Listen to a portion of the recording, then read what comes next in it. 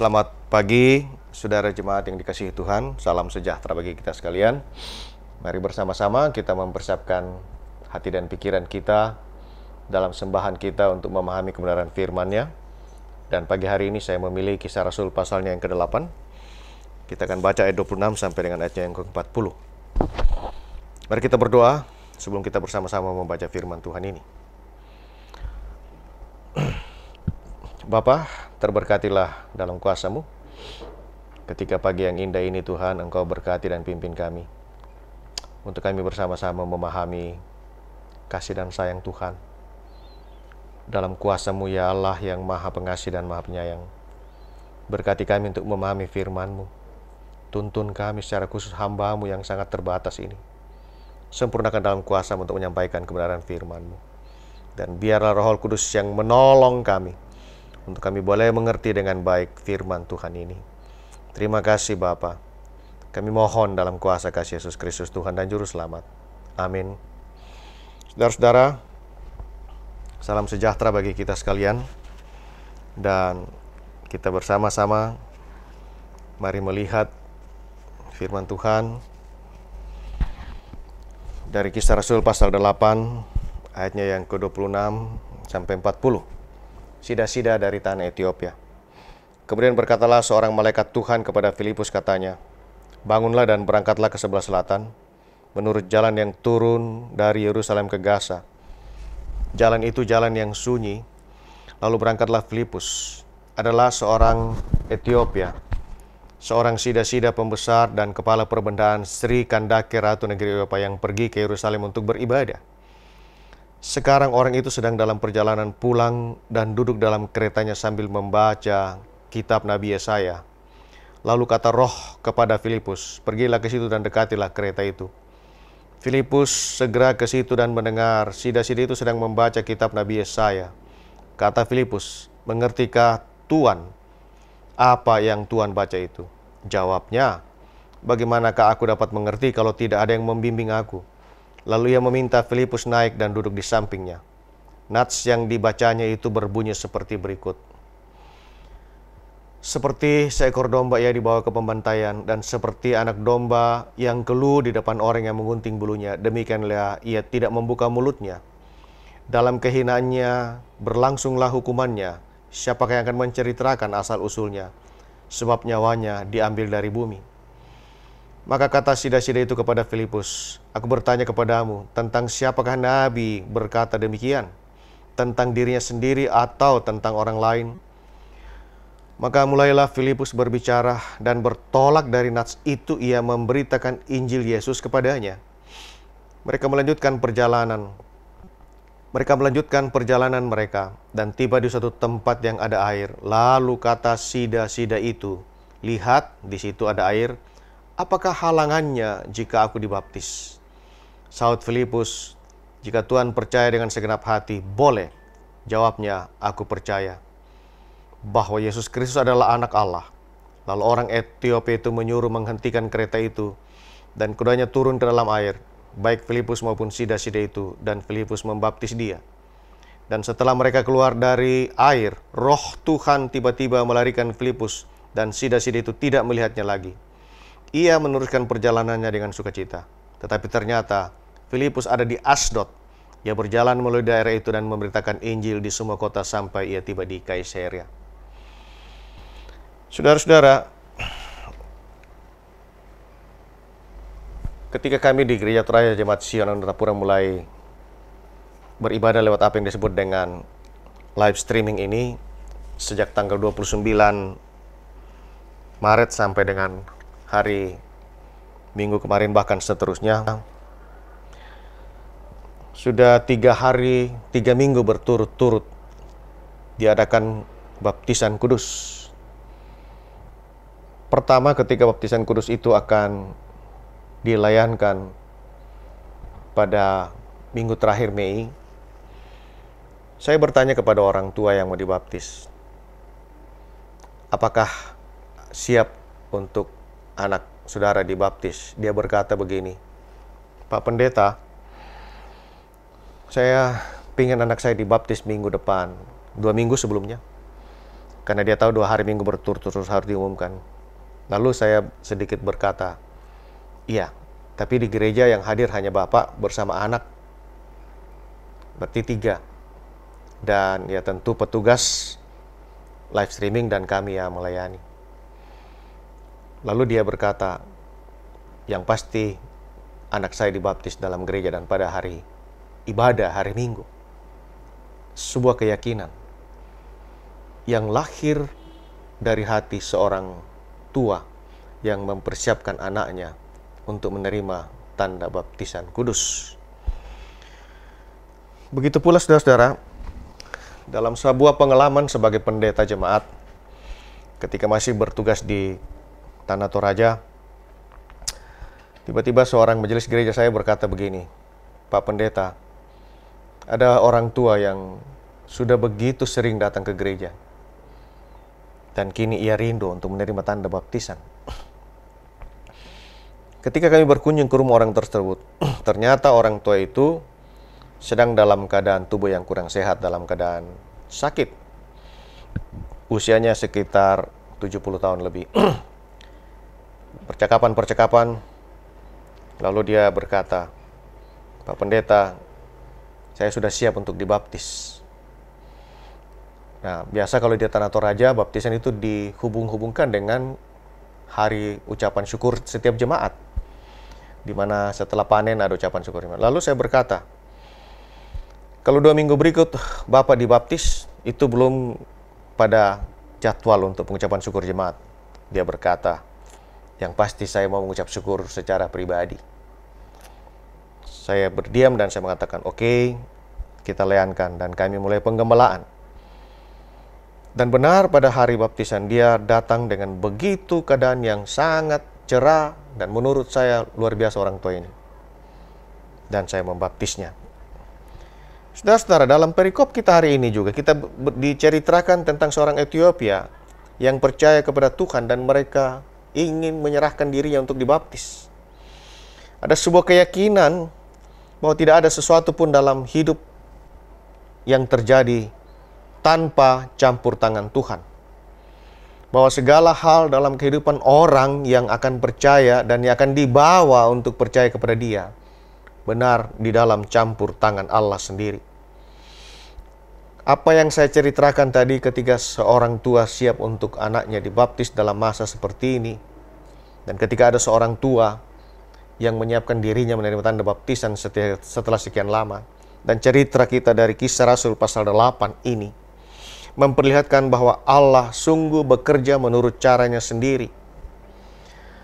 Ketika Tuhan datang kepada Filipus dan mengatakan, Filipus berangkat, engkau jumpai di sana ada seorang Ethiopia.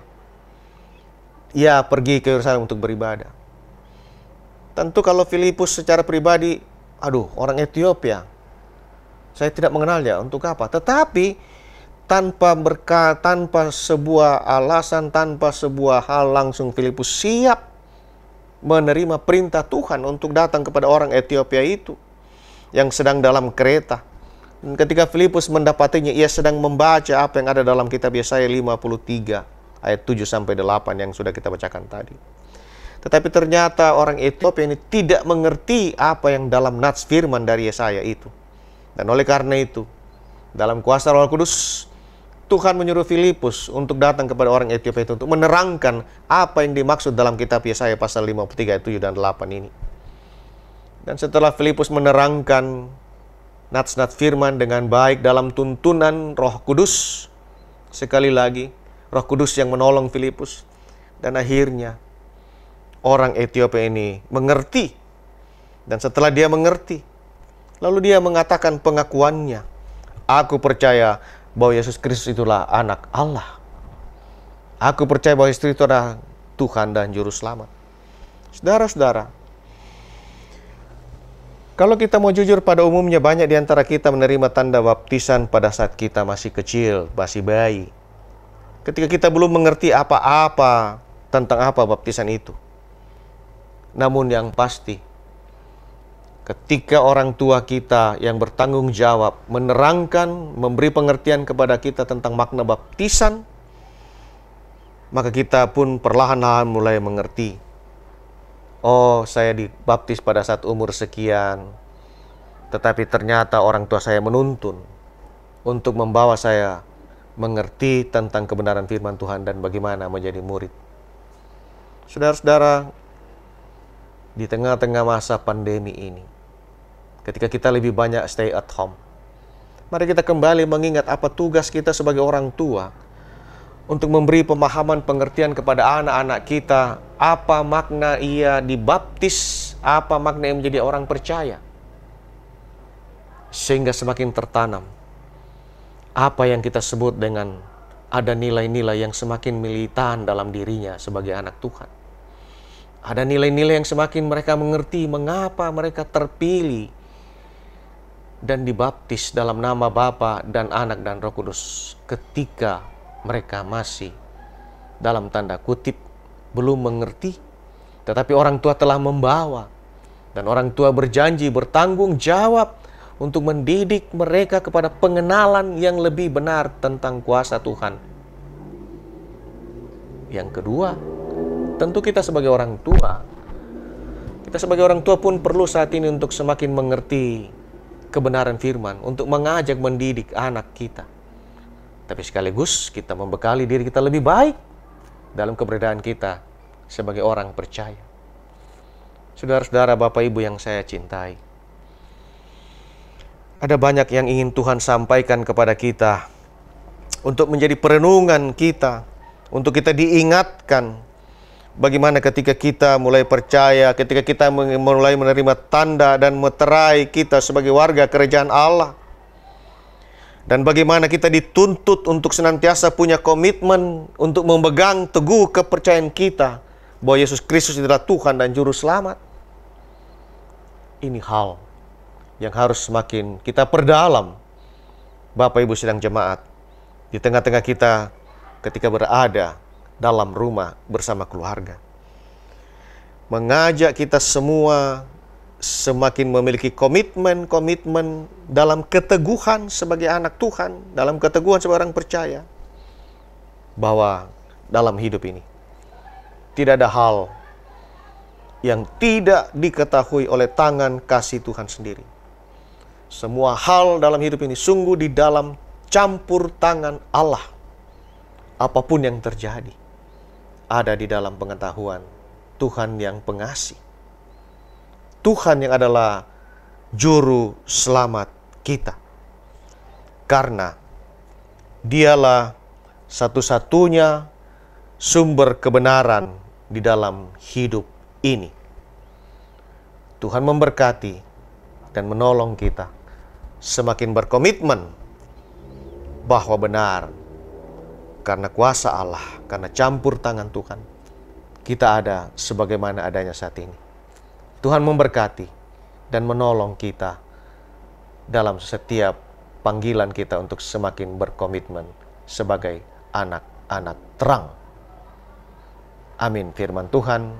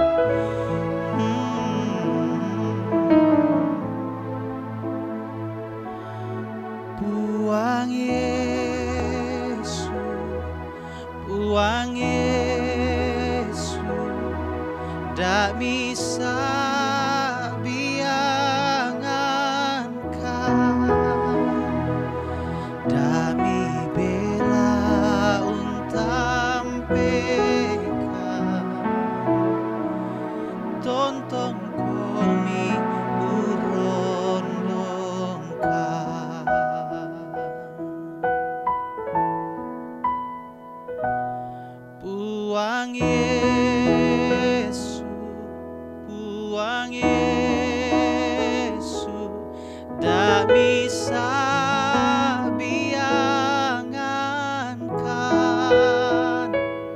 dami bela untam pekan tontong komi rondongkan oh buang Yesu kamaseikan inang kamu mana tupuang tu lagi nai mapasare totemo saelakona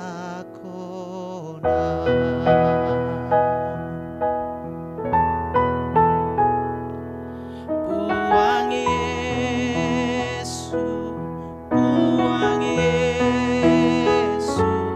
dami sabiangankan dami bela untam pekan tontong komi urondongkan oh buang Yesu kamaseikan inang kamu mana tupuang tu lagi nai mapasare totemo saelakona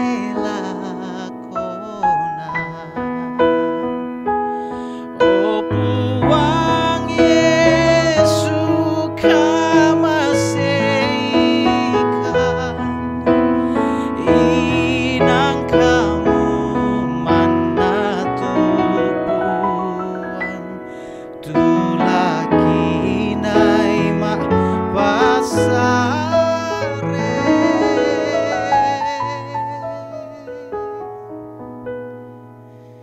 totemo